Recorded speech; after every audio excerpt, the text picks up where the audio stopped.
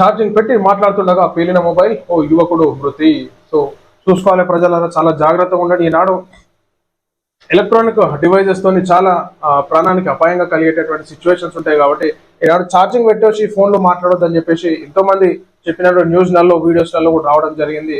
So ఈనాడు ఇదే విధంగా మరి కుత్బుల్లాపూర్ నియోజకవర్గంలో శనివారం విషాదం చోటు చేసుకుంది. సెల్ ఫోన్ ఛార్జింగ్ పెట్టి మాట్లాడుతుండగా ఒక్కసారిగా పేలుడు సంభవించింది. ఈ ప్రమాదంలో యువకుడు అక్కడికక్కడే సజీవ దహనం అయ్యాడు. సో ప్రజలు జాగ్రత్తగా ఉండాలి. నాకు చాలా మంది ఫోన్లు ఛార్జింగ్ పెట్టేసే ఫోన్లు మాట్లాడుతుంటారు. సో ఆ విధంగా చేయకండి.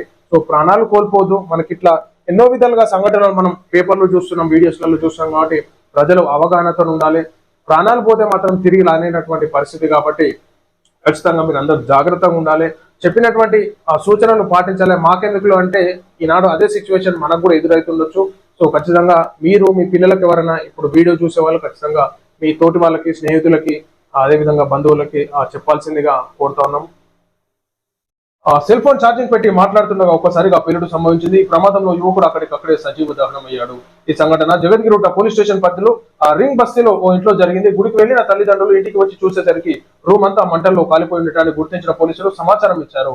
సెల్ ఫోన్ ఛార్జింగ్ పెట్టి మాట్లాడుతుండగా సెల్ ఫోన్ పేలిపోయిందని స్థానికులు పోలీసులు ధృవీకరించారు. షార్ట్ సర్క్యూట్ కావడంతో మంటలు చెలరేగాయి. దీంతో కొంత సమయానికి రూమ్ అంతా అగ్నికి ఆహుతి అయిందన్నారు. అసలే ఫోన్ పేలడంతో తీవ్ర గాయాల పాలైన సాయి అనే 27 ఏళ్ల యువకుడు గదిలో పడిపోయాడు. అదే సమయంలో షార్ట్ సర్క్యూట్ వల్ల మంటలు చెలరేగడంతో యువకుడి శరీరం కాలిపోయింది.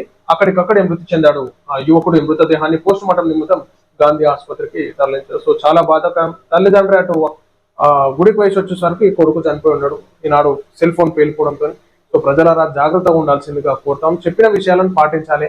మనకెందుకులే అని అనుకోవద్దు. సో దయచేసి అశ్రద్ధ చేయొద్దు. సెల్ ఫోన్ ఛార్జింగ్ పెట్టి మాట్లాడకుండా చూసుకోండి.